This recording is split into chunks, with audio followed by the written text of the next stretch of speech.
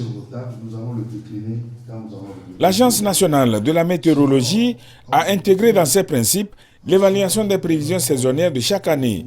L'exercice qui a commencé l'année dernière se fait en début d'une nouvelle année et les résultats sont présentés aux médias pour une large diffusion vers les utilisateurs des informations météo, notamment les producteurs agricoles.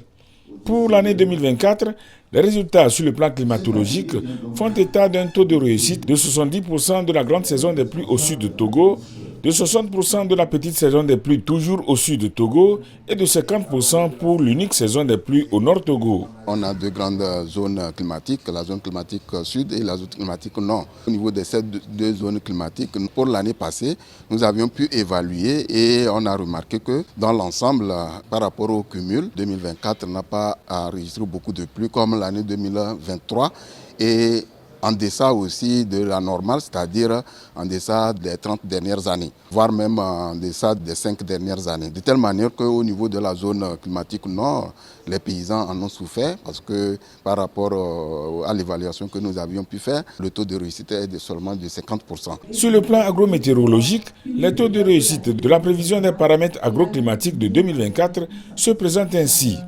Date de début de saison agricole 81%, date de fin de saison agricole 86%, séquence sèche de début de saison agricole 86% également, séquence sèche de fin de saison agricole 71%.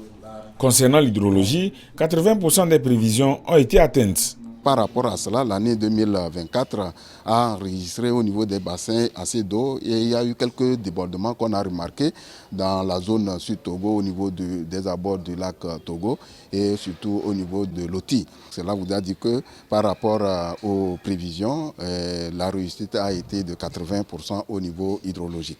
Lors du même exercice, une prévision sous-saisonnière prenant en compte les mois de février et mars 2025 a été effectuée. Il ressort de cette prévision qu'une période relativement sèche sera observée sur l'ensemble du pays avec la présence de la brume sèche ou de la poussière. Toutefois, quelques pluies orageuses localisées sont attendues dans la maritime, les plateaux et la centrale.